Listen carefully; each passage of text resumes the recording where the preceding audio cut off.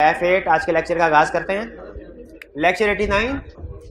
बैठ से भाई जिन्होंने असाइनमेंट नहीं की बैठ से असाइनमेंट करके आया करें। आज हमारा सब्सटेंटिव प्रोसीजर्स का लास्ट लेक्चर है जिसमें हम अपने रिमेनिंग कुछ एरियाज को डिस्कस करेंगे और अहम चीज तो इसके बाद होगी एरियाज को डिस्कस करने के बाद, और वो मैं आपको बाद में ही बताऊंगा। ठीक है, चैप्टर 10 में हम जिन एरियाज को अब कवर करने जा रहे हैं जो हमारे रह गए हैं वो है sales, purchases, payroll, expenses, audit of statutory books. छोटे छोटे एरियाज हैं ये, एग्जाम पॉइंट ऑफ व्यू से ज़्यादा अहम भी नहीं है, लेकिन बहरहाल सिलेबस में तो इंक्लूड करना पूछ सकता है वो। ऑडिट ऑफ स्टैट्यूटरी बुक्स आसान वाला पहले कर लेते हैं। स्टैट्यूटरी बुक्स से मतलब क्या होता है? स्टैट्यूटरी बुक का मतलब है वो बुक्स जो कि रिक्वायर्ड बाय लॉ है, किसी भी कंपनी ने मेंटेन करनी है। ये आपने सी लॉ में पढ़ा होगा कि F7 में कि एक कंपनी ने कुछ बुक्स मेंटेन करनी है, कुछ रिकॉर्ड रजिस्टर्स मेंटेन करने हैं। वो कौन कौन से बुक्स या रजिस्टर है? जैसे register of share holder, minutes of the meetings, register of investments not held in companies name, ये डिफरेंट रजिस्टर होते थे ना। Register of mortgage and charges, ठीक है। तो ये सारे रजिस्टर ये स्टैट्यूटरी बुक्स कहलाते हैं। स्टैट्यूटरी बुक्स का मतलब क्या? जो रिक्वायर्ड बाय लॉ है। हमने एज ऑडिटर इनका ऑडिट कैसे करना है, ये तो आपको एग्जांपल दी ना कि स्टैट्यूटरी बुक्स होती क्या है। हमने इनका ऑडिट कैसे करना है, सिर्फ दो चीजें देखनी है। पहली चीज, क्या ये बुक्स मेंटेन हो रही हैं? दूसरी चीज, क्या ये बुक्स अप टू डेट हैं कि नहीं। बस इसके साथ ही ऑडिट ऑफ स्टैट्यूटरी बुक्स खत्म। स्टैट्यूटरी बुक्स का मतलब क्या है? वो बुक्स जो कि लॉ रिक्वायर करता है कंपनी ने मेंटेन करनी है। एग्जांपल्स क्या है इनकी? Register of mortgage and charges, register of share holders, register of directors, register of investment not held in companies name. याद है इन्वेस्टमेंट वाले टॉपिक में एक्सेप्शन होती थी। तो ये सारे रजिस्टर ये लॉ रिक्वायर करता है, इसे स्टैट्यूटरी बुक्स कहते हैं। हमने इसके ऑडिट में क्या चेक करना है? पहली चीज, ये बुक्स मेंटेन हो रही है कि नहीं, और दूसरी चीज अप टू डेट है कि नहीं। इसकी कहानी तो खत्म। फिर बात सेल्स और परचेजेस। पहले सेल्स। अच्छा, सेल्स का एरिया भी हमने अब वेरीफाई करना सीखने लगे। सेल्स को किस तरीके से वेरीफाई किया जाएगा, लेकिन याद रखें हमारे सिलेबस में उसने जनरल प्रोसीजर्स बताए हैं सेल्स को कैसे वेरीफाई करना है। प्रैक्टिकली जो जिस तरह की कंपनी होगी ना, उस लिहाज से सेल्स को वेरीफाई करने के लिए कुछ डिफरेंट या स्पेसिफिक प्रोसीजर्स भी हो सकते हैं। लेकिन हम अपनी एग्जांपल्स में अपने सामने रख रहे हैं एक टिपिकल कंपनी, मैन्युफैक्चरिंग कंपनी या रिटेल कंपनी, टिपिकल कंपनी। सबसे पहले सेल्स को वेरीफाई करना है, उसकी रेलिवेंट असर्शन में क्लासिफाई करें। सेल्स में कितनी असर्शन एप्लीकेबल हैं? 6 असर्शन। कौन कौन सी याद है आपको? Completeness, occurrence, accuracy, cut off, classification, presentation. सबसे पहले तो चेक कर लीजिए क्या यही 6 असर्शन है? Occurrence, completeness, accuracy, cut off, classification, presentation. फिर आपने हर एक का एक एक प्रोसीजर बता देना कि ये असर्शन किस प्रोसीजर्स के जरिए से वेरीफाई होगी, ये असर्शन किस प्रोसीजर के जरिए से वेरीफाई होगी। जैसे अगर हम अकरेंस की बात करें, अकरेंस की असर्शन कैसे वेरीफाई होती है? जब हम रिकॉर्डेड अमाउंट्स को सेलेक्ट करते हैं स्पोर्टिंग डॉक्यूमेंट्स में, रिकॉर्डेड, तो हम क्या करेंगे? Select sample of sales invoices recorded in sales account and check and inspect supporting documents, और स्पोर्टिंग डॉक्यूमेंट्स के नाम लिखते हैं, check with sales agreement, good dispatch note, customer acknowledgement. यानी प्रोसीजर स्टार्ट कहां से किया? Select a sample of sale invoices recorded in sales account. Select a sample of sales invoices record, यानी जो सेल्स रिकॉर्ड हुई है टी अकाउंट में उसका सैंपल सेलेक्ट करके स्पोर्टिंग डॉक्यूमेंट्स के साथ चेक करना है। यह है अकरेंस। और अगर कंप्लीटनेस को चेक करना हो फिर क्या करेंगे? Select a sample of supporting यानी गुड डिस्पैच नोट, और उसको चेक करना है हमने, and inspect and agree and trace into sales account. Select a sample of good dispatch note and trace into sales account. Good dispatch note का sample select करके भी देख सकते हैं। और एक और भी प्रोसीजर है, आप सेल्स ऑर्डर से भी स्टार्ट कर सकते हैं। सेल्स ऑर्डर भी तो एक स्पोर्टिंग डॉक्यूमेंट है ना, तो सेल्स ऑर्डर का सैंपल सेलेक्ट करके देख सकते हैं कि क्या इस सेल्स ऑर्डर की जो सेल्स होनी चाहिए थी वो हुई कि नहीं हुई। ठीक है, लेकिन ज्यादा बेहतर क्या होता है? गुड डिस्पैच नोट का सैंपल सेलेक्ट करना, क्योंकि कुछ सेल्स ऑर्डर ऐसे होते हैं जिनकी ड्यू डेट हो सकता है या डिलीवरी डेट जो है वो 2-3 महीने के बाद की हो, इस वजह से उनके रिकॉर्डिंग नहीं हुई। लेकिन गुड डिस्पैच नोट तो वो चीजें होती हैं जो कि कंफर्म है हमें, जो हमने डिस्पैच कर दी हुई है और उनकी सेल्स रिकॉर्ड होनी चाहिए। तो इसीलिए इसमें कंप्लीटनेस में उसने ये कहा है कि सेल्स ऑर्डर्स का सैंपल सेलेक्ट करके देखो, जितने भी सेल्स ऑर्डर हैं उनकी गुड्स डिस्पैच हो गई कि नहीं। ये प्रोसीजर हमें क्या बता रहा है कि सेल्स ऑर्डर का सैंपल सेलेक्ट करके देखो गुड डिस्पैच नोट बना के नहीं। यानी ये सिखा ये रहा है, चेक ये कर रहे हैं हम इसमें कि जितने भी सेल्स ऑर्डर कस्टमर के साथ एग्री किए थे डिस्पैच कर दिए कि नहीं। ऐसा तो नहीं कोई सेल्स ऑर्डर डिस्पैच करना भूल गए हो। और ये वाला दूसरा वाला प्रोसीजर क्या सिखा रहा है कि सैंपल सेलेक्ट करना है जीडीएन का और चेक करना है सेल इनवॉइस रिकॉर्ड हुई कि नहीं सेल्स अकाउंट में। ये क्या बता रहा है कि जितने भी गुड्स डिस्पैच किए हैं सबकी रिकॉर्डिंग होगी कि नहीं होगी। ठीक है, तो आप चाहे ऑर्डर से सेलेक्ट करके रिकॉर्डिंग तक पहुंचे, कंप्लीट साइकिल कवर कर ले, या सिर्फ जीडीएन का सैंपल बता दे, दोनों कंप्लीटनेस से रिलेटेड है। इन दोनों में ज्यादा क्रिटिकल ये है, ज्यादा, क्योंकि इसकी वजह से अकाउंट्स में मिसस्टेटमेंट होती है। इसकी वजह से कंट्रोल वीकनेस तो है, अकाउंट्स में मिसस्टेटमेंट नहीं है। क्योंकि इस प्रोसीजर से हमें यह पता चलेगा कि वो कौन से सेल्स ऑर्डर है जिनकी गुड्स डिस्पैच नहीं की। बहरहाल ये दोनों प्रोसीजर समझ आ गए, दोनों में क्या फर्क है। एक ही साइकिल के आधे हिस्से को ये कवर कर रहा है, आधे हिस्से को ये, और हमारा ये ज्यादा क्रिटिकल है। क्यों? क्योंकि फाइनेंशियल स्टेटमेंट्स में जो एंट्री होती है वो जीडीएन की बेस पे होती है। अच्छा, ये हो गया अकरेंस और कंप्लीटनेस। अगली सेशन कौन सी है? एक्यूरेसी। एक्यूरेसी का ताल्लुक किसी से है? कैलकुलेशन से, अमाउंट से किए कि नहीं। इसमें हम क्या चेक कर रहे हैं कि जो सेल इनवाइस है उनमें जो भी अमाउंट्स यूज हुई हैं, रेट्स हैं, डिस्काउंट्स हैं, वो करेक्टली कैलकुलेट किया गया है कि नहीं। मैथमेटिकल एक्यूरेसी चेक कर रहे हैं। एक्यूरेसी में क्या कर रहे हैं? Mathematical accuracy, calculations.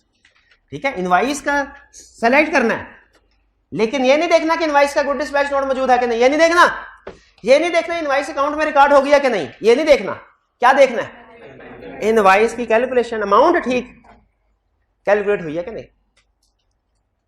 यह है एक्यूरेसी। और कट ऑफ में क्या करते हैं?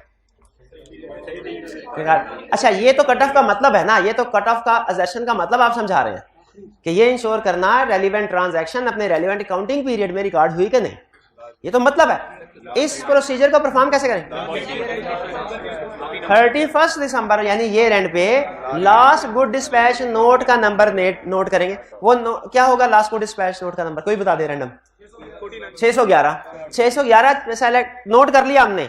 अब अगर हमारे पास बाद में इनकम स्टेटमेंट बन के आए और उसमें 612 नंबर की ट्रांजैक्शन भी हो, 613 की भी ट्रांजैक्शन हो, हम बगैर डिटेल में ट्रांजैक्शन को देखे सर्कल लगा के क्लाइंट को कहेंगे इसको रिवर्स करवाओ। क्यों? ये तो जनवरी की ट्रांजैक्शन है। और जब हम अगर सारी आपकी इनवॉइसेस सीक्वेंशली प्री नंबर्ड है और हमने टी काउंट देखा उसमें 611 तो थी, 610 भी थी, 607, 8 और 9 नहीं थी, तो हम फौरन उन्हें कह देंगे भाईजान 607, 8, 9 किधर है। वो कहेगा सर वो तो अगले साल की ट्रांजैक्शन है। हम कहेंगे नहीं इसी साल की है, हमने लास्ट 31 दिसंबर को 611 नंबर लास्ट चेक किया था। तो इसका मतलब है 611 पे तब पहुंचे हैं जब 607, 8, 9 रिकॉर्ड हो गई है तो पहुंचे हैं ना।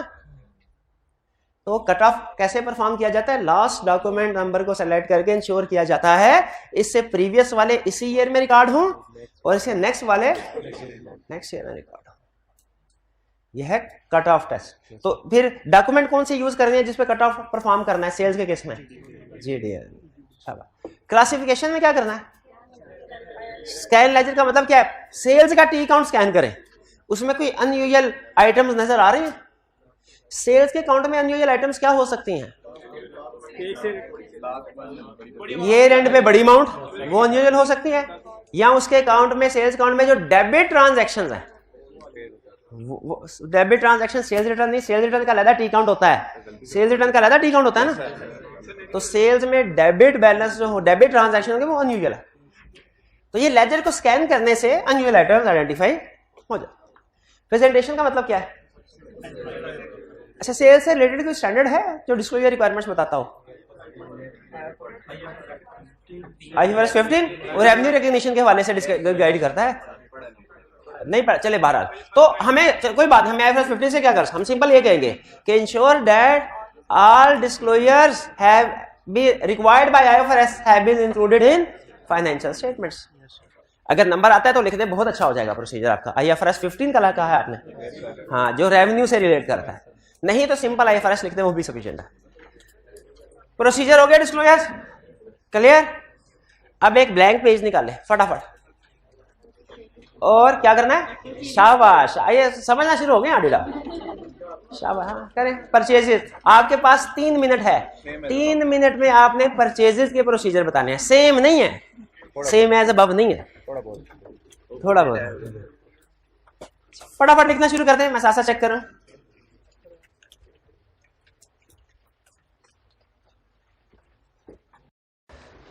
जल्दी जल्दी करें, मैं जरा हाइब्रिड में चेकिंग कर रहा हूं।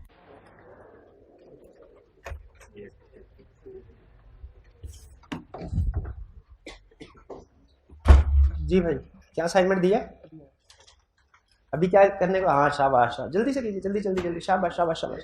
देख के लिख लें, नहीं नहीं बुक में से नहीं देखना, वो सामने बोर्ड में देखना, बोर्ड में। तो इससे परचेज बनाए ना,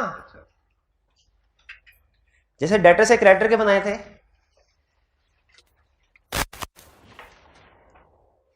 select sample of recorded amount की बजाय यहां पे लिख लें रिकॉर्डेड परचेज इनवॉइसेस, स्पेसिफिक हो जाएगा, क्योंकि रिकॉर्डेड अमाउंट का वर्ड तो जनरल है ना।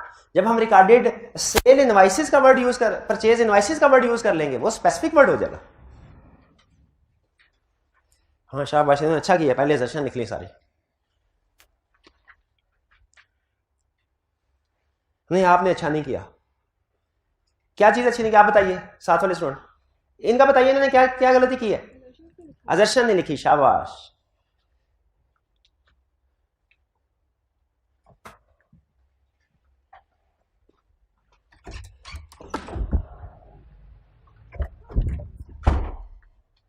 दिखाइए occurrence, select a sample of recorded purchase invoices and vouch back with purchase. Purchase invoices को तो सेलेक्ट किया है, तो vouch with good receipt note, शाबाश। And purchase order and supplier invoice भी लिख सकते हैं, सप्लायर इनवॉइस, क्योंकि परचेज इनवॉइस हम बना रहे हैं, सप्लायर इनवॉइस वो जो सप्लायर ने बिल भेजता है ना सप्लायर, उसे सप्लायर इनवॉइस कहते हैं। पर परचेज इनवॉइस भी ठीक है। Select last GRN cut off, select, ठीक है, या नोट कर लें, note last GRN। Occurrence obtain the supporting document of purchase that is GRN and check that recording in T account. नहीं भाईजान, और नहीं है, ये क्या गलती है इसमें। अकरेंस में इन्होंने लिखा, अकरेंस के सेशन में obtain the supporting document of purchase that is GRN and check recording in T account. ये कंप्लीटनेस है, और सैंपल भी नहीं लिखा, सैंपल भी नहीं लिखा, और कंप्लीटनेस की असर्शन है जो आप बता रहे हैं। परचेजेस, इन्होंने क्या गलती की अब भाईजान, इन्होंने क्या गलती की है। आई के आपने जब असर्शंस दी हुई हैं इस एरिया में, तो असर्शंस क्यों नहीं लिखी। जी जी, क्या इसमें एनालिटिकल प्रोसीजर परफॉर्म सेल्स में हो सकता है, सेल्स में एनालिटिकल प्रोसीजर भी परफॉर्म हो सकते हैं। आप अकरेंस या कंप्लीटनेस में लिख सकते हैं, कंप्लीटनेस में लिख लिया एनालिटिकल प्रोसीजर, लेकिन उस वक्त सेल्स में एनालिटिकल प्रोसीजर परफॉर्म हो सकते हैं जब सेल की प्राइस जो यूनिट प्राइस वो फिक्स रहे, तो आप नंबर ऑफ यूनिट सोल्ड को सेल प्राइस के साथ मल्टीप्लाई कर सकते हैं। अगर प्राइस वेरी कर रही है, यानी निगोशिएशन बार्गेनिंग के बाद प्राइस डिसाइड होती है, फिर नहीं। अकरेंस, शाबाश शाबाश।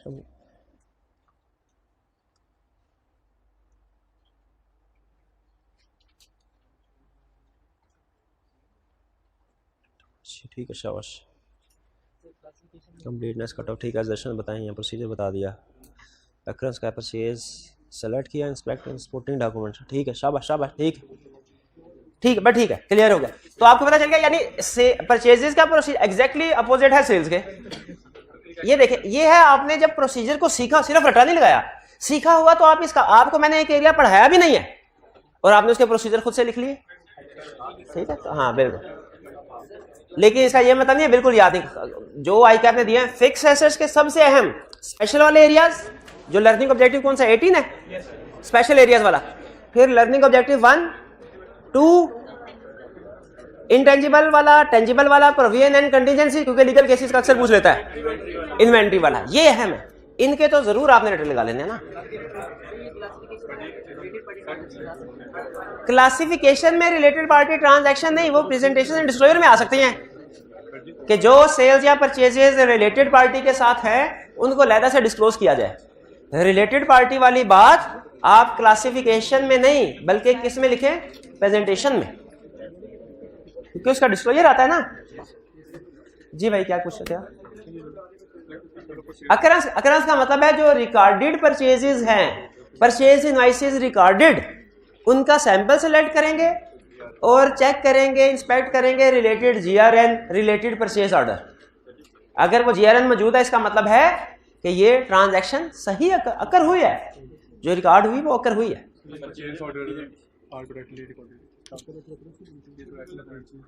हाँ वो कह रहा है, हाँ एक चीज असल में कुछ जगहों पे सिस्टम मैनुअल होता है और कुछ जगहों पे सिस्टम ऑटोमेटेड होता है।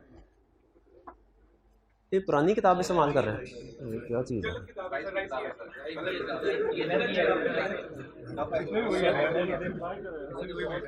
कुछ सुन ले जो क्वेश्चन पूछा मैं आंसर कर देता हूं। कुछ बिजनेस मैनुअल सिस्टम यूज करते हैं, वो जो इनवॉइसेस बनाते हैं, जो ऑर्डर होते हैं वो मैनुअल होते हैं, और कुछ कंप्यूटर सिस्टम यूज करते हैं। क्या ये रहा कि आपका एग्रीमेंट हुआ किसी पार्टी के साथ, सेल्स एग्रीमेंट या परचेज एग्रीमेंट, वो मोस्ट प्रोबेबली किसी डॉक्यूमेंट के ऊपर हुआ होगा ना, एग्रीमेंट्स के लिए डॉक्यूमेंट्स यूज होते हैं। आपने उसे सिस्टम में एंटर करना है जब मैनुअली सेल्स ऑर्डर या परचेज ऑर्डर को जो मैनुअली एग्री हुआ है, अगर तो एग्री ही सिस्टम में हुआ है, सिस्टम के जरिए से हुआ है, बाजू का टेम्पलेट्स बने होते हैं, हम सिर्फ क्वांटिटी एंटर करके ईमेल भेज देते हैं। अगर तो entry he by default system में हुई है फर्स्ट एंट्री, तो फिर इस स्टेप की जरूरत नहीं है। लेकिन अगर पहले manually order sales order purchase order agree किया गया है और बाद में सिस्टम में उसको एंटर किया गया है, तो हमने एक एडिशनल स्टेप के तौर पे जहां पे ये देखना होता है ना कि क्वांटिटी रेट्स वगैरह वो जो एंटर हुए हैं सिस्टम में परचेज ऑर्डर उसके मुताबिक हो, वहां पे हमने ये भी देखना है कि मैनुअली जो सेल्स या परचेज ऑर्डर है और जो सिस्टम में रिकॉर्ड हुआ है ये सेम है कि नहीं। कहीं ऐसा तो नहीं जो मैनुअली हार्ड फॉर्म में सेल्स ऑर्डर परचेज ऑर्डर है उसमें क्वांटिटी रेट कुछ और हो, जो सिस्टम में एंटर किए गए हैं उसमें क्वांटिटी रेट कुछ और हो, क्योंकि बाद में जितनी भी प्रोसेसिंग होती है वो फिर सिस्टम में एंट्री के हिसाब से होनी है। तो जब कभी मैनुअल डाटा सिस्टम में एंटर हो रहा हो उसमें गलती का चांस होता है, कोई रेट क्वांटिटी गलत एंटर ना हो गई हो। तो हमने सेल्स या परचेज में एक स्टेप ये भी है, या आप एक्यूरेसी में लिख सकते हैं कि सैंपल सेलेक्ट करेंगे सेल्स ऑर्डर जो मैनुअल सेल्स ऑर्डर है और उनको चेक करेंगे सिस्टम में जो एंट्री की गई है वो ठीक की गई है कि नहीं की गई। चलिए अच्छा, नेक्स्ट हमारा एरिया है पेरोल, बल्कि पेरोल से पहले एक्सपेंसेस कर लेते हैं क्योंकि एक्सपेंसेस भी उसी तरीके से।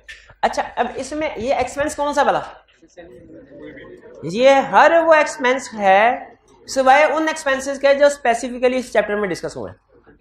जैसे इसमें डेप्रिसिएशन एक्सपेंस शामिल नहीं है, वो अलग डिस्कस हुआ है। इसमें इंटरेस्ट एक्सपेंस शामिल नहीं है, अलग डिस्कस हुआ है। इसमें सैलरीज एक्सपेंस शामिल नहीं है, वो अलग। बाकी हर तरह का एक्सपेंस आई कैप किसी भी रिपेयर एंड मेंटेनेंस के सब्सटेंटिव प्रोसीजर बताओ, एडवर्टाइजमेंट के सब्सटेंटिव प्रोसीजर बताओ, किसी भी एरिया के सब्सटेंटिव प्रोसीजर पूछ, किसी भी एक्सपेंस के, तो आपने ये प्रोसीजर लिखने हैं। रूल बड़ा सिंपल है, क्या असर्शंस लिखने हैं और उसके बाद एक एक प्रोसीजर लिख दें, और ये जनरल फॉर्म में ही आप लिखेंगे क्योंकि एक्सपेंसेस और बहुत से हो सकते हैं। ये जो अप्रोच है ये आपके सारे एक्सपेंसेस के लिए है, लेकिन सारे उन एक्सपेंसेस के लिए जो अदर देन स्पेसिफाइड है। यानी पेरोल एक्सपेंस में आप ये अप्रोच यूज नहीं कर सकते, वो उसने लादा से बताया। एक्यूरेसी, एक्सपेंसेस की एक्यूरेसी कैसे चेक करेंगे, मैथमेटिक, पहले सैंपल तो सिलेक्ट कर लें, select a sample of bills invoices and check mathematical accuracy. Classification कैसे चेक करेंगे, स्कैन जीएल, और disclosures presentation as per IFRS. Occurrence कैसे चेक करेंगे, select a sample of expenses recorded in T account and inspect related supporting documents. वो supporting document क्या है, वो expense के लिहाज से हो सकते हैं, बिल्स वगैरह होंगे। तो उसी अप्रोच के मुताबिक जो सेल्स में यूज की, जो परचेजेस में यूज की, उसी अप्रोच के एक्सपेंसेस। लेकिन ये बाकी के एक्सपेंसेस पे तो अप्रोच चलेगी, इंटरेस्ट एक्सपेंस पे नहीं, डेप्रिसिएशन पे नहीं, सैलरीज पे नहीं। क्यों नहीं, हमने एग्जैक्टली आई कैप को फॉलो करना। कंप्लीटनेस कैसे, select a sample of supporting documents and inspect recording in T account. Complete वही अप्रोच है, सिर्फ बदलता क्या है, आपका सपोर्टिंग डॉक्यूमेंट बदलता है। वो रिपेयर में कुछ और होगा, एडवर्टाइजमेंट में कुछ और होगा, बाकी के एक्सपेंस में कुछ और होगा। सोर्स डॉक्यूमेंट चेंज होता है, आपका सपोर्टिंग डॉक्यूमेंट। हमारी अप्रोच सेम रहती है। जैसे सेल्स और परचेजेस में हमारी अप्रोच सेम है, जो डॉक्यूमेंट्स हैं वो डिफरेंट हुए हैं। वो जीआरएन की बजाय जीडीएन, जीडीएन की बजाय जीआरएन, अप्रोच तो हमारी सेम है। कहां से सैंपल उठाना है, कहां चेक करना है, सिमिलर अप्रोच हमारी एक्सपेंसेस में। क्लियर? प्रीपेड, हाँ नहीं समझ में, हाँ अक्रूड प्री, हाँ अक्रूवल और प्री पेमेंट नहीं, वो तो लादा हमने किया ना। अच्छा, बल्कि अच्छा किया, ये ध्यान में रखिएगा, अगर वो एग्जाम में एक्सपेंसेस का सब्सटेंटिव प्रोसीजर पूछे वो कुछ और है, अक्रूड एक्सपेंसेस के पूछे वो कुछ और है, और प्रीपेड एक्सपेंस के पूछे वो कुछ और है। असल में जब वो अक्रूड एक्सपेंस के प्रोसीजर पूछेगा ना, तो वो अक्रूड एक्सपेंस के प्रोसीजर नहीं पूछ रहा, वो एक्सपेंस के प्रोसीजर नहीं पूछ रहा, वो अक्रूवल के प्रोसीजर पूछ रहा। अक्रूवल जाहिर एक्सपेंसेस की होती है। जब वो प्रीपेड एक्सपेंसेस के प्रोसीजर पूछ रहा है, ये ध्यान में रखिएगा, तो वो एक्सपेंसेस के प्रोसीजर नहीं पूछ रहा, प्री पेमेंट्स के प्रोसीजर पूछ रहा है, क्योंकि प्री पेमेंट एक्सपेंसेस की होती है। ठीक है? तो अगर वो आपसे अक्रूड सैलरीज के प्रोसीजर पूछे, तो मुझे बताइए सैलरीज पेरोल के प्रोसीजर लिखेंगे, एक्सपेंसेस के प्रोसीजर लिखेंगे कि अक्रूवल्स के प्रोसीजर लिखेंगे? गलत। अक्रूवल्स फॉर एक्सपेंसेस अलहदा थी और अक्रूवल फॉर पेरोल ये अलहदा था।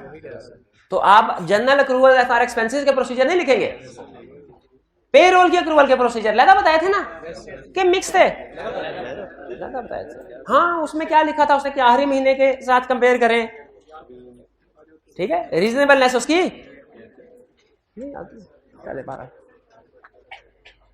तो एक्सपेंसेस के प्रोसीजर अलहदा है, पेरोल एक्सपेंसेस के अलहदा।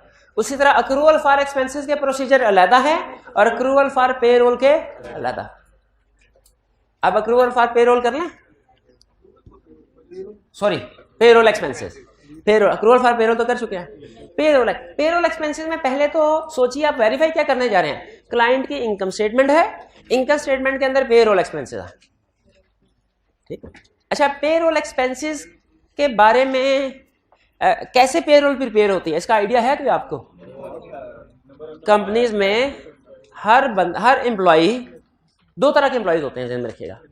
एक वो जो मंथली बेसिस पे काम कर रहे होते हैं, एक वो जो ऑरली रेट पे काम कर रहे होते हैं। हम फिलहाल मंथली बेसिस की बात करते हैं। कंपनी में जो भी एम्प्लॉयज उनका मंथली एग्री हुआ है, सैलरी इतनी मिलेगी। हर मंथ एंड में जब उनकी सैलरी शीट प्रोसेस होती है ना हर एम्प्लॉय की, तो अकाउंटेंट क्या करता है कि बड़ी सी एक्सेल की शीट बना लेता है। उसमें पहले एम्प्लॉयज के नाम लिखता है, एम्प्लॉय नंबर 1 2 3 4 5 6 जितने भी, मैं 150 200 250 जितने भी है। आगे उनकी कैलकुलेशन होती है, बेसिक सैलरी, अलाउंसेज, उसके बाद ग्रॉस सैलरी, फिर इसके बोनस ओवर टाइम ऐड करके ग्रॉस सैलरी के बाद डिडक्शन होती है, जैसे टैक्स की डिडक्शन वगैरह, और फिर उसके बाद नेट पे है जो एम्प्लॉय को पे की जाती है। इसे कहते हैं सैलरी शीट। और अगर एम्प्लॉय ऑरली रेट पे काम करा ना फैक्ट्री में, तो फिर उसके साथ ऑरली रेट एग्री होता है, और फिर सैलरी शीट में एक और कॉलम ऐड किया जाता है, नंबर ऑफ आवर्स वर्क। अगर मंथली बेसिस पे एम्प्लॉय काम कर रहा हो तो उसे मंथली बेसिस पे सैलरी पे होती है, जितनी छुट्टियां की उतनी डिडक्शन हो जाएगी। लेकिन अगर ऑरली रेट पे एम्प्लॉय रखा हो तो उसके हर महीने नंबर ऑफ आवर्स कैलकुलेट किए जाते हैं, उसकी बेस पे पेमेंट होती है। तो उसके बाद फिर सैलरी शीट प्रोसेस हो गई और उसकी बेस पे हर एम्प्लॉय के अकाउंट में पैसे चले गए। अब प्रोसीजर्स क्या परफॉर्म करने हैं? पेरोल को वेरीफाई करने के लिए सबसे अहम प्रोसीजर होते हैं एनालिटिकल प्रोसीजर। अच्छा, एक एनालिटिकल प्रोसीजर होता है कंपैरिजन, प्लॉजिबल। याद रखें, रिस्क असेसमेंट में कंपैरिजन होता है और सब्सटेंटिव प्रोसीजर में प्लॉजिबल रिलेशनशिप। तो बताइए, पेरोल में जब हम सब्सटेंटिव प्रोसीजर परफॉर्म कर रहे हैं तो कंपैरिजन यूज करने का प्लॉजिबल रिलेशनशिप। तो सैलरीज का रिलेशनशिप किसके साथ बनाना है? नंबर ऑफ एम्प्लॉइज के साथ। अच्छा, इसमें एनालिटिकल प्रोसीजर सुन लें। कह रहा है एक, आप इसे लास्ट ईयर के साथ कंपेयर कर लें। असूली तौर पे ये सब्सटेंटिव प्रोसीजर में नहीं आना चाहिए क्योंकि ये रिस्क असेसमेंट है। लेकिन आपने नोट किया होगा कि हमें प्रोसीजर बताते हुए कभी कभी इक्का दुक्का दफा वायलेशन कर लेता है। जैसे आपको याद होगा जब फिक्स एसेट में एडिशन के डिस्पोजल के सब्सटेंटिव प्रोसीजर पढ़ रहे थे, उसमें उसने ऑथोराइजेशन की बात की थी कि एडिशन की ऑथोराइजेशन ले और डिस्पोजल की ऑथोराइजेशन ले। वो इंटरनल कंट्रोल था। लेकिन हम चूंकि आपको पता है ब्लाइंडली आई कैप को फॉलो करते हैं, तो अगर एडिशन के प्रोसीजर पूछे तो फिर हमने ये नहीं सोचना कि ये रिस्क असेसमेंट है, ये टेस्ट ऑफ कंट्रोल, ये सब्सटेंटिव प्रोसीजर। हमने कहना आई कैप ने जितने भी प्रोसीजर दिए थे सारे लिखने।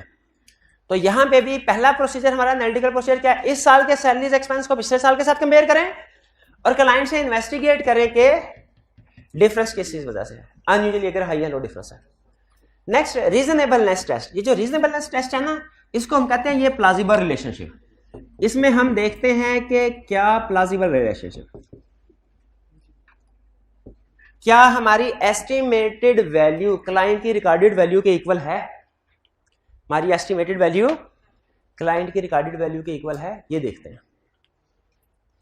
कैसे चेक करेंगे, नंबर ऑफ एम्प्लॉइज लेंगे, उन्हें मल्टीप्लाई करेंगे मंथली एवरेज मंथली सैलरी से, फिर मल्टीप्लाई करेंगे 12 से। लेकिन आंसर अभी भी नहीं आएगा, क्योंकि आपको ड्यूरिंग द ईयर जो इंक्रीमेंट दिया गया है उसको ऐड करना पड़ेगा। आंसर अभी भी नहीं आएगा।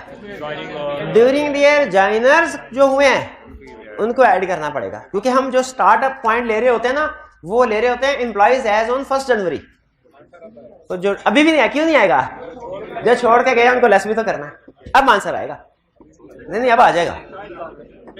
यानी हमने कैसे एस्टिमेट किया, अब आप खुद सोचिए, पेरोल एक्सपेंस में जो टोटल एक्सपेंस है वो इसके इक्वल ही होना चाहिए कि number of workers multiplied by average salary per month multiplied by 12 multiplied by bonus ratio 20% दिया, 25 30% जितना भी दिया वो ऐड हो जाएगा, मल्टीप्लाइड बाय या सॉरी उसमें add bonus, add joiners during the year, less levers during the year. ये याद रखिएगा किस तरीके से कैलकुलेशन प्रैक्टिस में हर ऑडिट में, तकरीबन हर ऑडिट में पेरोल के ऊपर हम इसी तरह के प्रोसीजर परफॉर्म करते हैं। कंपेयर मंथ वाइज क्या कह रहा है, एक महीने जनवरी, यहां पे आपने पूरे साल 2022 की सैलरी को 2021 की सैलरी के साथ कंपेयर किया। यहां पे हम 2022 में जनवरी को फरवरी को मार्च को अप्रैल के साथ, कि किसी मंथ वाइज में किसी महीने में अनयूअल इंक्रीज या डिक्रीज है उधर इन्वेस्टिगेट करें।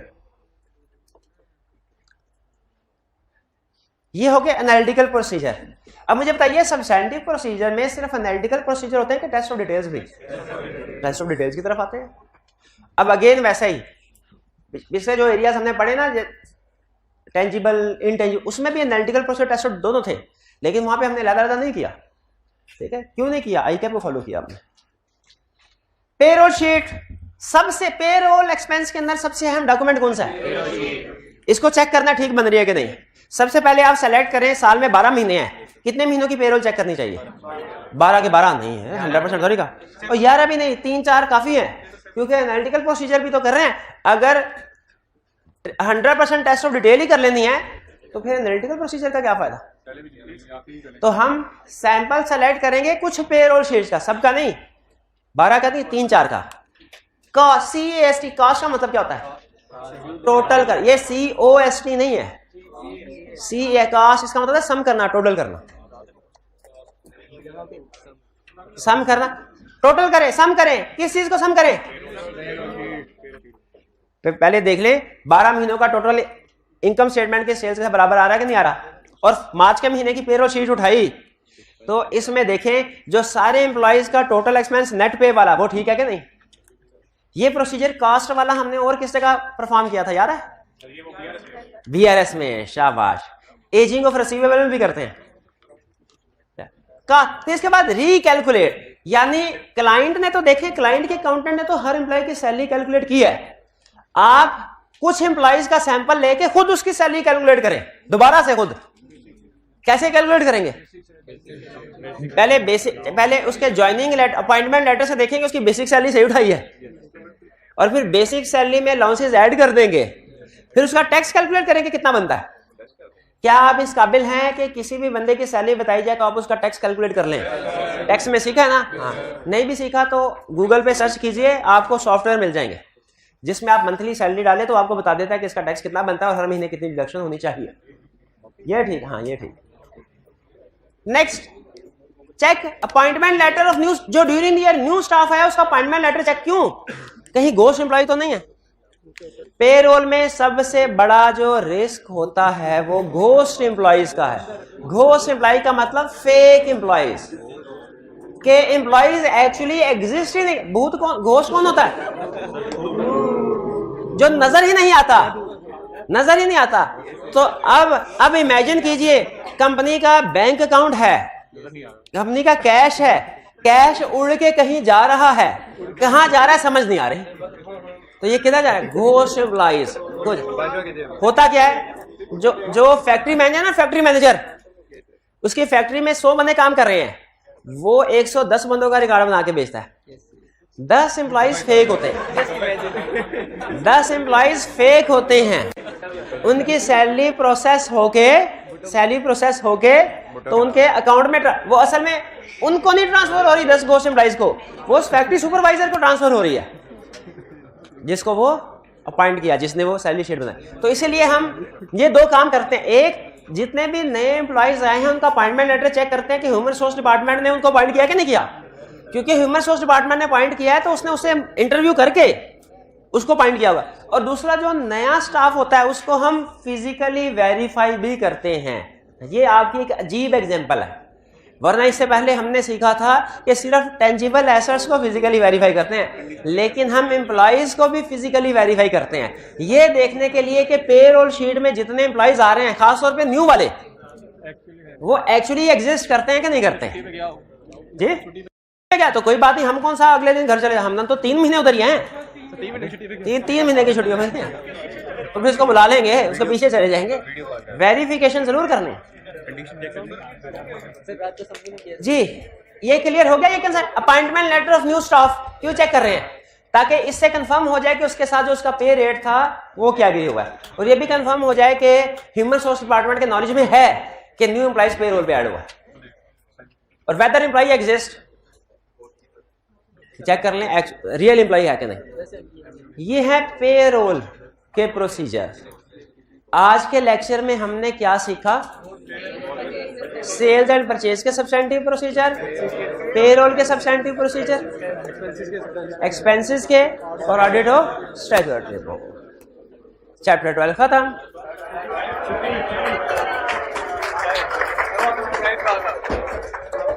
सरप्राइज सर, अच्छा बताएं, आज के लेक्चर में कोई मुश्किल चीज है तो पूछ लें। क्या चीज? वही क्वेश्चन। रिकैलकुलेशन का मतलब ये है कि सैलरी शीट लेके एम्प्लॉइज की सैलरी को हम खुद कैलकुलेट करेंगे दोबारा, ये देखने के लिए कहीं ऐसा तो नहीं कि किसी एम्प्लॉय का बोनस ज्यादा कैलकुलेट किया गया है या उसकी टैक्स की डिडक्शन कम हुई है। आप कहते हैं ना, केस स्टडी में एक हमने स्टडी किया था कि क्लाइंट का सॉफ्टवेयर वो गलत था और उसने टैक्स को अंडरस्टेट किया हुआ था, और हमने कहा था ये मिस स्टेटमेंट है, और इसका इफेक्ट किसके साथ कंपेयर किया था? मिस स्टेटमेंट है, टैक्स अंडरस्टेट किया ना क्लाइंट ने। याद है वो क्वेश्चन जिसमें क्लाइंट ने टैक्स की कैलकुलेशन अंडरस्टेट थी, कम थी, और क्लाइंट ने वादा किया था मैं अगले महीने जमा करवा दूंगा।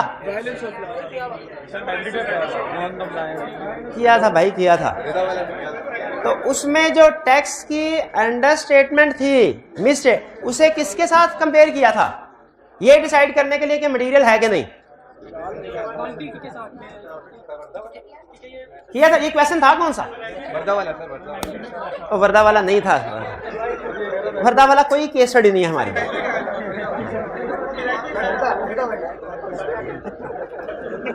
प्यारे भाई नहीं, उसमें केस स्टडी, ये किसी क्वेश्चन, ये लेटेस्ट क्वेश्चन है, ये वॉल्यूम 2 में मेरा पहला दूसरा क्वेश्चन नहीं होगा। सैम्पलिंग का देखें, सैम्पलिंग का तो नहीं है, नहीं। अब ये क्वेश्चन सामने आएगा तो आगे लेक्चर चलेगा, वरना नहीं चलेगा। अब आपने, हाँ, ये क्वेश्चन था एक, वॉल्यूम 2 किधर है? वॉल्यूम 2 देखें। नहीं, रिकॉर्डिंग भी चलती रहेगी, कोई नहीं, ढूंढते देख।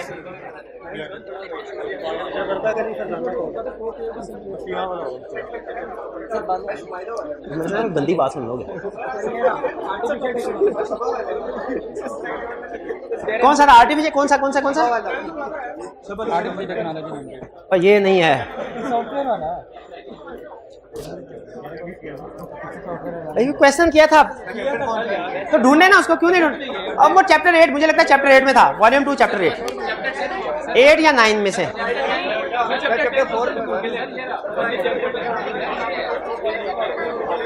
चैप्टर 9, हाँ ये चैप्टर 9 क्वेश्चन नंबर 1 टीपीएल वाला, टीपीएल। इसमें कह रहा है they identified an error in the calculation of monthly tax deduction from salary. तो ये एरर कैसे आइडेंटिफाई किया उसने भला? जो क्लाइंट ने टैक्स की कैलकुलेशन की थी उसे हमने दोबारा चेक किया। ये है रिकैलकुलेशन जो आप पूछ रहे हैं भाई, रिकैलकुलेशन। और इसमें अमाउंट जो थी उसको हमने किसके साथ कंपेयर किया था? मटीरियलिटी लेवल के साथ। गलत, यही सुनना चाह रहा था इतनी देर से। हमने इस केस में मिस स्टेटमेंट की अमाउंट को मटीरियलिटी के साथ कंपेयर नहीं किया था, वो इमटीरियल है, बल्कि हमने से कहा था डायरेक्ट मटीरियल है ये। क्यों? क्वालिटेटिवली, याद है? और इसमें फिर उसने कहा था मैं सैम्पलिंग कर रहा हूं, सैम्पलिंग, और डायरेक्ट कंपेयर कर लिया। हमने उसे एक लगाई, हमने कहा सैम्पलिंग जब करते हैं तो मिस स्टेटमेंट को प्रोजेक्ट करके कंपेयर करना होता है, डायरेक्ट नहीं करना होता। ये किधर है भाई, किसकी थी भाई? समझ, रिकैलकुलेशन समझ आ गया क्या है? कि सैलरीज को दोबारा से कैलकुलेट करना। अच्छा आप मुझे ये बताइए, चैप्टर 10 क्लियर है? क्लोज कर दें इसको, क्लोज। सेकंड लेक्चर होगा, बिल्कुल होगा। अच्छा अब सुन लें, अब आपका वो चैप्टर जो कंफर्म क्वेश्चन आएगा, कंफर्म क्वेश्चन, और सबसे कम वक्त में हम इसको कवर करेंगे, सिर्फ 1 मिनट में। अच्छा जितना मर्जी फुड़का लें, 1 मिनट में फिर भी नहीं फुड़कता। जितना मर्जी चैप्टर फुड़काने की कोशिश कर लें, 1 मिनट में फिर भी नहीं। तो इसका मतलब है 1 मिनट में अगर मैंने कहा ना कि कवर करेंगे, तो इसके पीछे रीजन कोई और है, फुड़काना रीजन नहीं है भाई। फुड़का क्या भाई, 5 दिनों का काम है, फुड़काना हो तो 3 दिन तो लगेंगे, 2 दिन तो लगेंगे, 1 मिनट में थोड़ी फुड़केगा। नहीं अभी शुरू नहीं किया, अभी नहीं, 1 मिनट। ये मजे की बात थी कि कंफर्म क्वेश्चन आई कैप का चैप्टर 11 में से, और चैप्टर 11 1 मिनट में करने का तरीका सुन लें, लेकिन अटेंटिव होके सुनेंगे तो फिर बताऊंगा। नहीं बताऊंगा आज ही, बेफिक्र है। आज बताऊंगा तो दोपहर को केस स्टडी डिस्कस करेंगे ना, दोपहर को केस स्टडी डिस्कस करेंगे तो घर जाके असाइनमेंट करने के काबिल होंगे ना। कौन सी असाइनमेंट? ये वाली असाइनमेंट 5A to 5B नहीं है, 5A to 5D है। 4 केस स्टडीज है। वॉल्यूम 1 चैप्टर 11, वॉल्यूम 1 लिखे तो वॉल्यूम 1 नहीं होगा, वॉल्यूम 1। अच्छा आप सुने, 1 मिनट में कैसे इसको कवर करना है हमने? नहीं, चैप्टर ये लिखना है, number 11 is equal to chapter number 2। अभी बात पूरी नहीं। इक्वेशन में 2 वेरिएबल होते हैं, सुना नहीं कभी अभी प्लस चैप्टर नंबर 10। लेकिन इसमें थोड़ा सा चेंज कर लें, थोड़ा सा एक्सप्लेनेटरी मटेरियल ऐड कर रहा हूं इसमें। चैप्टर नंबर 12 में सारा चैप्टर नहीं, चैप्टर 2 में सारा चैप्टर नहीं, सिर्फ एग्जाम्पल्स ऑफ। आपको याद है उन एग्जाम्पल में हमने 3-4 दिन लगाए थे, याद है? और अगर आप उन एग्जाम्पल का रेफरेंस देखें ना तो वाई कैप की बुक में था भी नहीं। आगे कहा था आगे चल के आ गया ना, अब आगे चल के आ गए है। अब जो आगे चल के आने थे ना वो अब आ गए। तो क्यों मैंने उधर 3-4 दिन लगाए थे? क्या इस चैप्टर के लिए? ये बात सुनने के लिए नहीं कि आप उस वक्त सर फुड़का दिया, इसलिए ताकि उस वक्त तसल्ली से कर लें, हम तसल्ली से डिस्कस कर लें यहां पे आपको आके अब प्रेशर ना हो कि सर जल्दी जल्दी करें, जल्दी जल्दी सिलेबस कंप्लीट करें, ना ना ना, इसलिए इजी टाइम में हमने कवर कर। वहां पे क्या किया था, चैप्टर 2 में हमने सीखा, हमने एग्जांपल सीखी थी, हमने कि किन किन सिचुएशन में रिस्क राइज होता है। याद है आपको, जब इन्वेंट्री पिछले साल की निस्बत इस साल बहुत ज्यादा हो, अब चलिए शाबाश, इसीलिए सिखाया था ताकि आप इस काबिल हो जाए। इस काबिल हो गया, एक ही क्वेश्चन पूछूंगा, उसी से डिसाइड होगा कि आप इस काबिल हैं कि नहीं कि चैप्टर 11 कर सके। एक ही क्वेश्चन करूंगा, एक ही क्वेश्चन, अटेंटिव होके। ड्यूरिंग द ईयर हमने फाइनेंशियल स्टेटमेंट्स हमारे सामने आई। अच्छा, आपने नोट किया उस एग्जांपल्स में कुछ रिस्क थे डिस्क्रिप्टिव, कुछ रिस्क थे जो अमाउंट्स पे बेस कर रहे थे, जैसे टर्नओवर रेशियो इंक्रीज हो गई, अमाउंट पे बेस कर रहा है, ठीक है, और डिस्ट्रॉय हो गई इन्वेंट्री या फिक्स एसेट्स, ये इसमें अमाउंट्स नहीं है, लेकिन रिस्क इसमें भी है इंपेयरमेंट का। तो कुछ रिस्क में अमाउंट्स होती हैं, कुछ रिस्क में अमाउंट्स नहीं, इसे हम कहते हैं रिस्क असेसमेंट थ्रू फैक्ट्स भी होती है, थ्रू फिगर्स भी। कुछ रिस्क में फैक्चुअल इंफॉर्मेशन, डिस्क्रिप्टिव इंफॉर्मेशन से ही हम रिस्क आइडेंटिफाई कर लेते हैं, और कुछ जगहों पे जो कैलकुलेशंस करके रिस्क आइडेंटिफाई होते हैं। अब मैं आपके सामने एक इंफॉर्मेशन रखने लगा हूं, आपने मुझे बताना है ये मैंने रिस्क असेसमेंट थ्रू फैक्ट्स की है कि रिस्क असेसमेंट थ्रू फिगर्स। पहली चीज ये बतानी है, और दूसरी, वैसे ये ज्यादा अहम नहीं है लेकिन आपसे वैसे पूछ रहा हूं कंसर्न मिलने के लिए, और दूसरी चीज ये बतानी है कि इस इंफॉर्मेशन से रिस्क क्या आइडेंटिफाई हो रहे हैं। अगर आपने रिस्क सही आइडेंटिफाई कर दिया तो इसका मतलब यह है कि आप चैप्टर 11 करने के काबिल हैं। अच्छा सुने, क्वेश्चन क्या है, हमारे सामने इनकम स्टेटमेंट आई, हमने इस साल की सेल्स को पिछले साल की सेल्स के साथ कंपेयर किया, पता चला इस साल पिछले साल की निस्बत 20% सेल्स कम है। इंफॉर्मेशन समझ आ गई ना क्या है? बताइए, रिस्क असेसमेंट ये हमने थ्रू फैक्ट्स किया है कि थ्रू फिगर्स? थ्रू फिगर, शाबाश, इसमें अमाउंट्स यूज हुई हैं।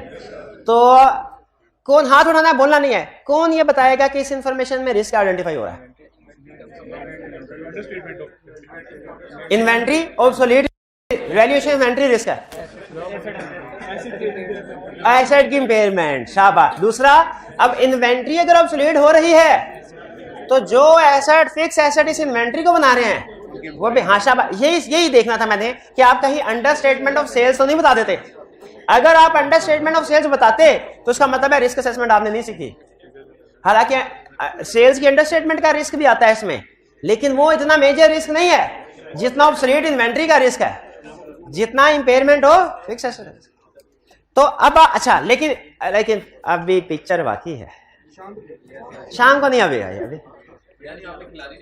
वैल्यूएशन ऑफ एक मुझे बताइए, डॉक्टर सिर्फ मर्ज बता देता कि इलाज दवाई भी देता है, तो हम सिर्फ आपको मर्ज बता के कहा था भाई ये इलाज है, ऐसे कर, और दवाई भी देता है, दवाई भी देता है, वो डॉक्टर नहीं था,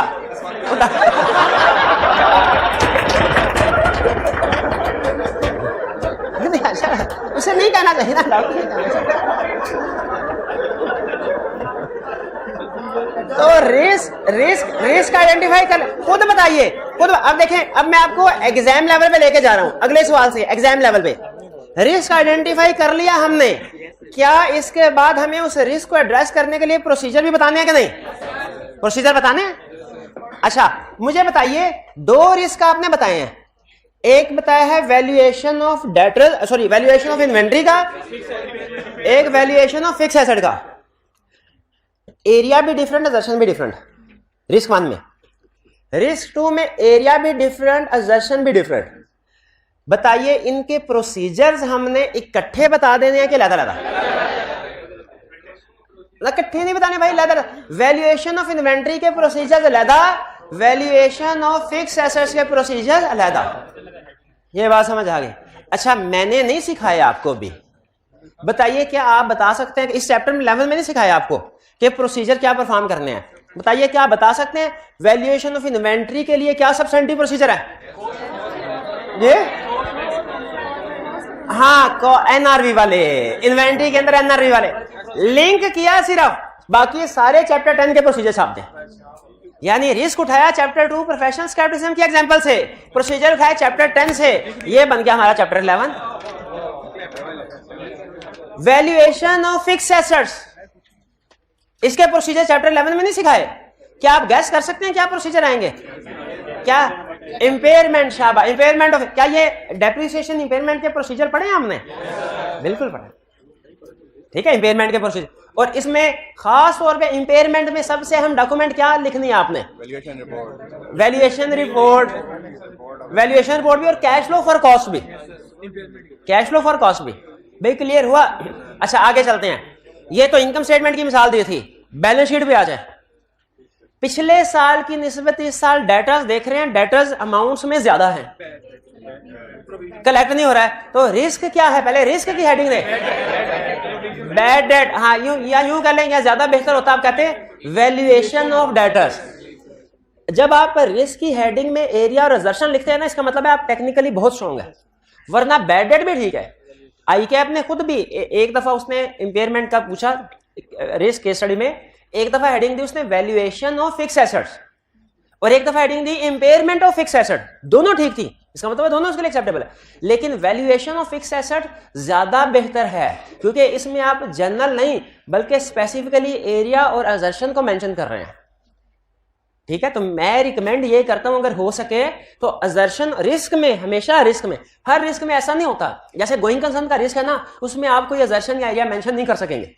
गोइंग कंसर्न तो सारी फाइनेंशियल स्टेटमेंट को तबाह कर देता है ना, तो उसमें सिंपल हेडिंग आएगी गोइंग कंसर्न इश्यूज।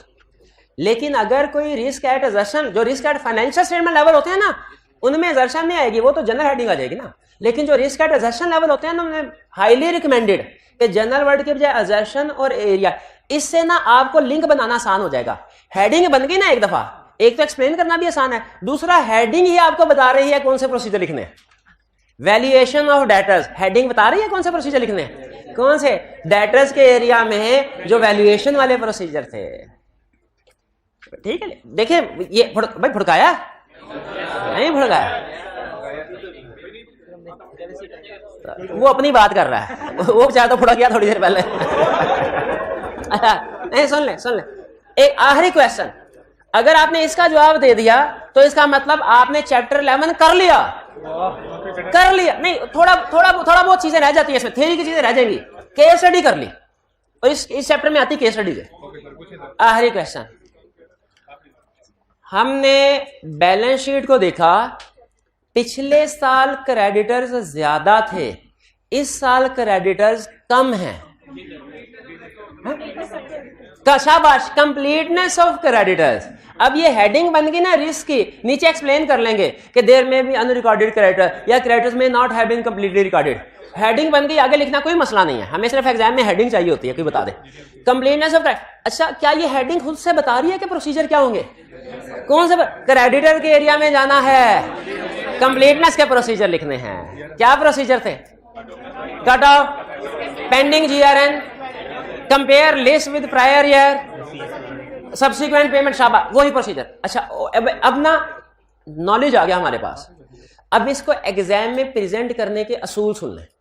अब कोई कंसेप्ट नहीं, सिर्फ प्रेजेंटेशन का असूल बता रहा हूं ताकि जब आप एग्जाम में जाके इसको प्रेजेंट करें तो आपने इसको किस तरीके से अटेम्प्ट करना है।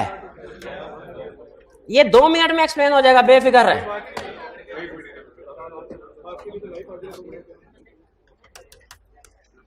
सुनने को से क्या लिखा है ऊपर क्या लिखा है? नहीं दिखाया जाए, अभी दिखा देते।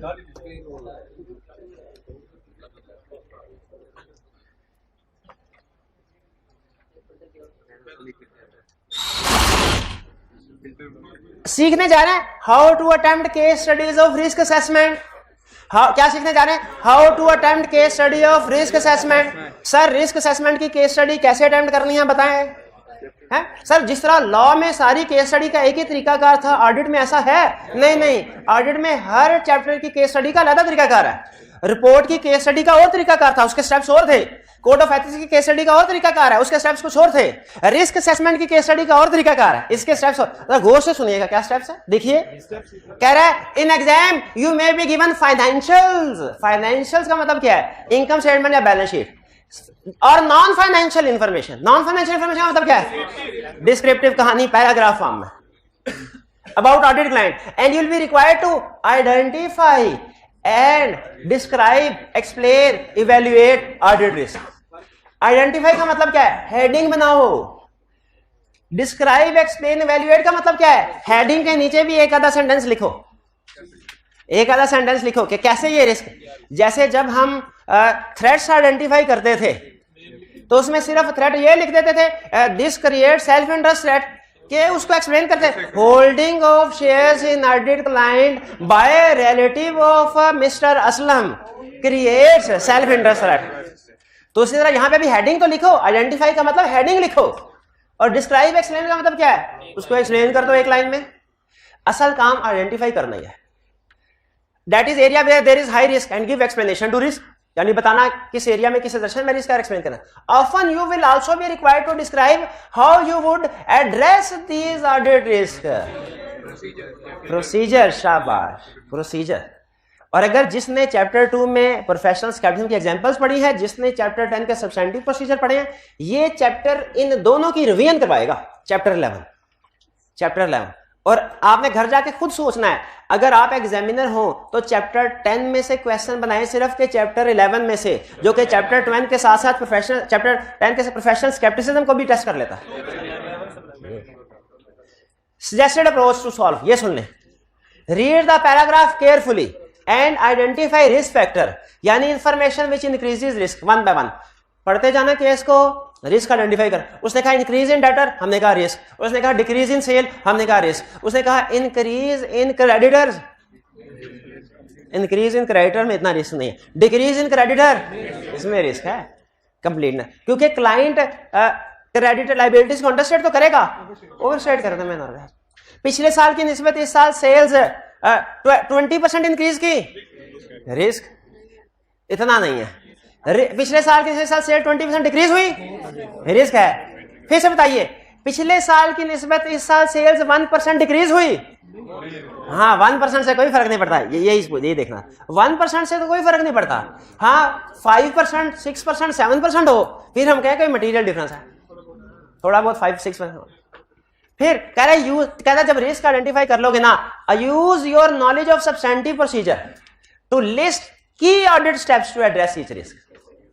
अपने ये आपका टेस्ट है चैप्टर 2 का।